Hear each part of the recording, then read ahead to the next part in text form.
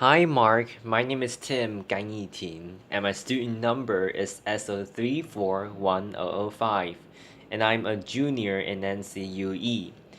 Today I'm going to read a transcript, and the speaker is Leanna Wen, and the title of this transcript is What Your Doctor Won't Disclose.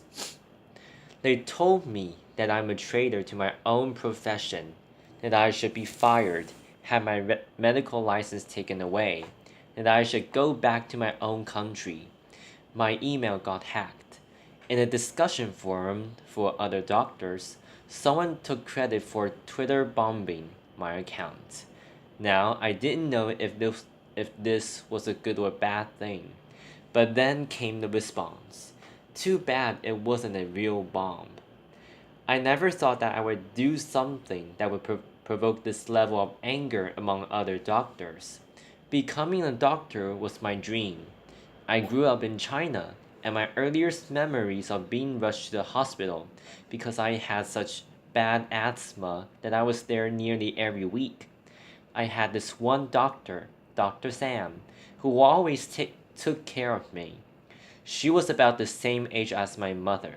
She had this wild curly hair, and she always wore these bright yellow flowery dresses.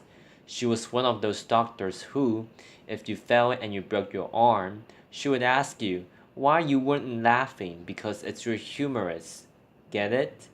See, you'd grown, but she'd always make you feel better after having seen her. Well, we all have that childhood hero that we want to grow up to be just like, right? Well, I wanted to be just like Dr. Sam.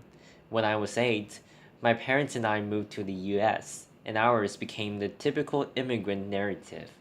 My parents cleaned hotel rooms and washed dishes and pumped gas so that I could pursue my dream.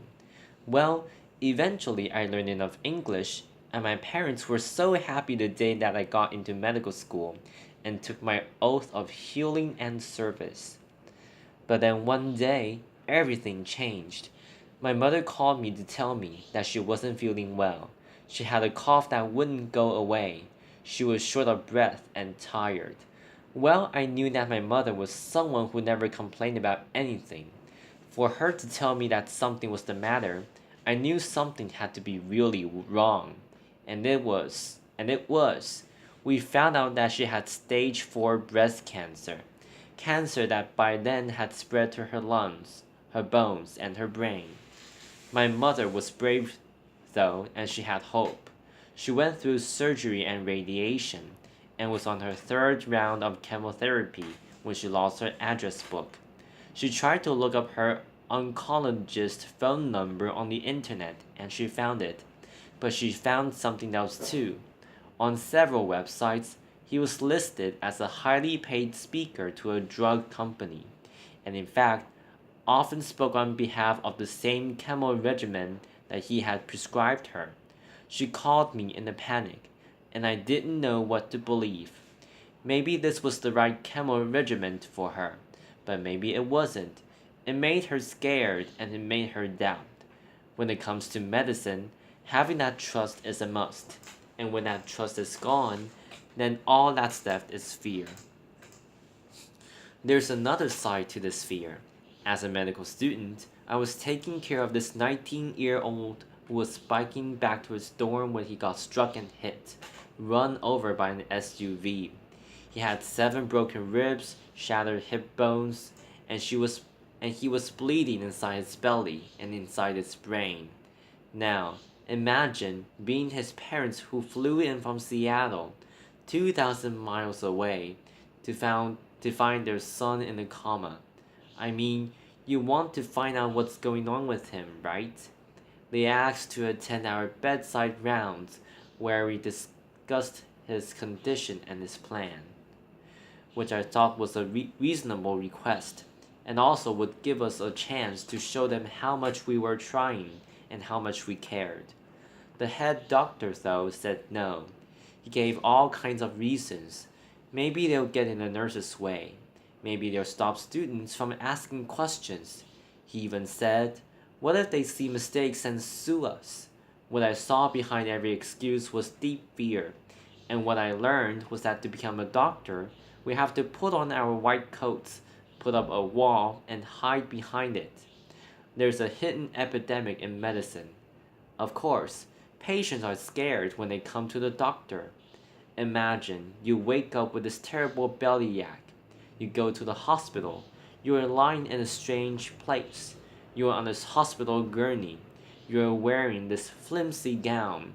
Strangers are coming to poke and prod at you. You don't know what's going to happen. You don't even know if you're going to get the blanket you asked for 30 minutes ago. But it's not just patients who are scared. Doctors are scared too. We are scared of patients finding out who we are and what medicine is all about. And so what do? We put on our white coats and we hide behind them. Of course, the more we hide, the more people want to know what it is that we're hiding. The more fear then spirals into mistrust and poor medical care. We don't just have a fear of sickness, we have a sickness of fear.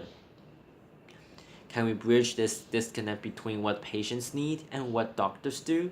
Can we overcome the sickness of fear? Let me ask you differently. If hiding isn't the answer, what if we did the opposite? What if doctors were to become totally transparent with their patients? Last fall, I conducted a research study to find out what it is that people want to know about their healthcare. I didn't just want to study patients in the hospital, but everyday people. So my two medical students, Suhavi Tucker and Laura Johns, literally took their research to the streets. They went to banks, coffee shops, senior centers, Chinese restaurants, and train stations. What did they find? Well, when we asked people, what did you want to know about your healthcare? People responded with what they want to know about their doctors because people understand healthcare to be the individual interaction between them and their doctors.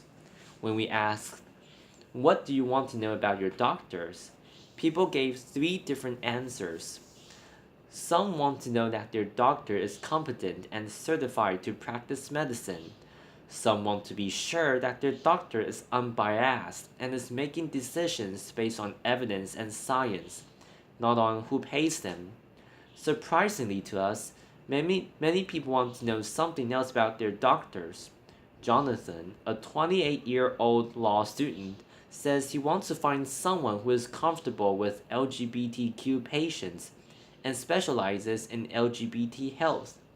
Serena, a 32-year-old accountant, says that it's important to her for her doctor to share her values when it comes to reproductive choice and women's rights. Frank, a 59-year-old hardware store owner, doesn't even like going to the doctor and wants to find someone who believes in prevention first, but who is comfortable with alternative treatments.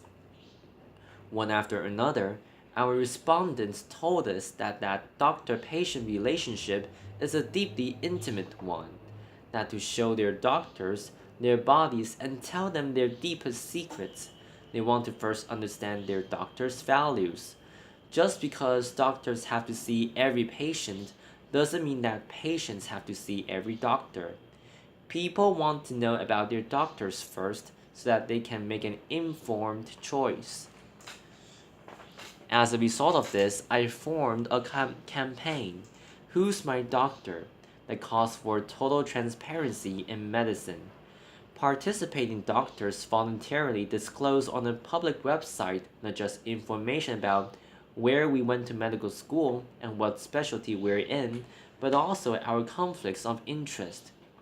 We go beyond the government in the Sunshine Act about drug company affiliations, and we talk about how we are paid.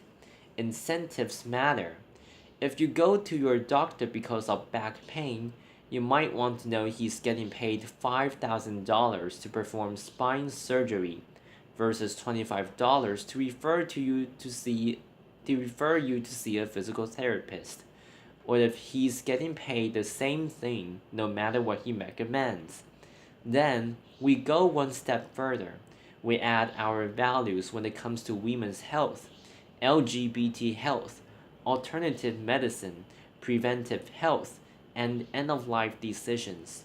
We pledge to our patients that we are here to serve you, so you have a right to know who you are. We believe that transparency can be the cure for fear. I thought some doctors would sign on and others wouldn't, but I had no idea of the huge backlash that would ensue. Within 1 week of starting Who's My Doctor, Medscape's public forum and several online doctors' communities had thousands of posts about this topic. Here are a few. From a gastroenterologist in Portland. I devoted 12 years of my life to being a slave. I have loans and mortgages. I depend on lunches from drug companies to serve patients. Well, times may be hard for everyone, but try telling your patient making $35,000 a year to serve a family of four that you need the free lunch. From an orthopedic surgeon in Charlotte. I find it an invasion of my privacy to disclose where my income comes from. My patients don't disclose their incomes to me, but your patient's source of income don't affect your health. From a psychiatrist in New York City. Pretty soon we will have to disclose whether we prefer cats to dogs, what model of car we drive, and what toilet paper we use. Well, how you feel about Toyotas or Cottonelle won't affect your patient's health, but your views on a woman's right to choose and preventive medicine and end of life decisions just might. And my favorite, from a Kansas City cardiologist. More government mandated stuff. Dr. Wen needs to move back to her own country. Well, two pieces of good news. First of all, this is meant to be voluntary and not mandatory. And second of all, I'm American and I'm already here. Laughter, applause. Within a month, my employers were getting calls asking for me to be fired. I received mail at my undisclosed home address with threats to contact the medical board to sanction me. My friends and family urged me to quit this campaign. After the bomb threat, I was stunned. But then I heard from patients over social media, a tweet chat, which I learned what that was by then, generated 4.3 million impressions, and thousands of people wrote to encourage me to continue. They wrote with things like, if doctors are doing something they're that ashamed of, they shouldn't be doing it. Elected officials have to disclose campaign contributions. Lawyers have to disclose conflicts of interest. Why shouldn't doctors? And finally, many people wrote and said, let us patients decide what's important when we are choosing a doctor. In our initial trial, over 300 doctors have taken a total transparency pledge. What a crazy new idea, right? But actually, this is not that new of a concept at all. Remember Dr. Sam, my doctor in China, with the goofy jokes and the wild hair? Well, she was my doctor, but she was also our neighbor who lived in the building across the street. I went to the same school as her daughter. My parents and I trusted her because we knew who she was and what she stood for, and she had no need to hide from us. Just one generation ago, this was the norm in the US as well. You knew that your family doctor was the father of two teenage boys, that he quit smoking a few years ago, that he says he's a regular churchgoer, but you see him twice a year. Once at Easter and once when his mother-in-law comes to town. You knew what he was about, and he had no need to hide from you. But the sickness of fear has taken over, and patients suffer the consequences. I know this firsthand. My mother fought her cancer for 8 years. She was a planner, and she thought a lot about how she wanted to live and how she wanted to die. Not only did she sign advance directives, she wrote a 12-page document about how she had suffered enough, how it was time for her to go. One day, when I was a resident physician, I got a call to say that she was in the intensive care unit. By the time I got there, she was about to be intubated and put on a breathing machine. But this is not what she wants, I said, and we have documents. The ICU doctor looked at me in the eye, pointed at me then 16-year-old sister and said, "Do you remember when you were that age? How would you have liked to grow up without your mother?" Her oncologist was there too and said, "This is your mother. Can you really face yourself for the rest of your life if you don't do everything for her?" I knew my mother so well. I understood what her directives meant so well. But I was a physician.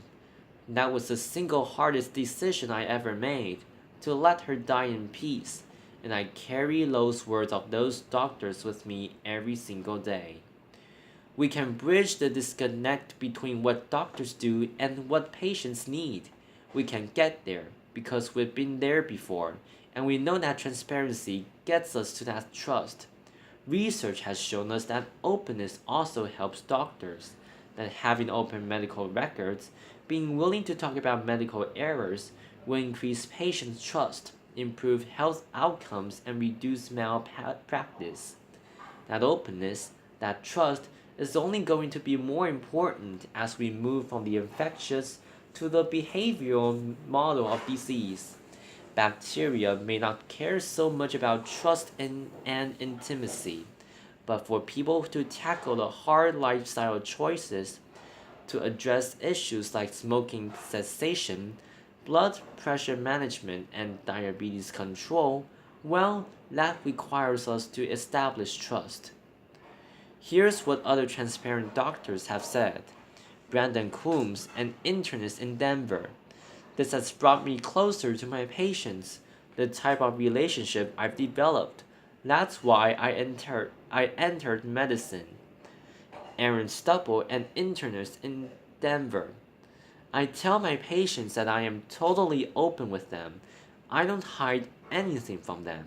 This is me. Now tell me about you. We're in this together." May Nguyen, a family physician in Houston. "My colleagues are astounded by what I'm doing. They ask me how I could be so brave. I said, I'm not being brave, it's my job." I leave you today with a final thought. Being totally transparent is scary. You feel naked, exposed, and vulnerable.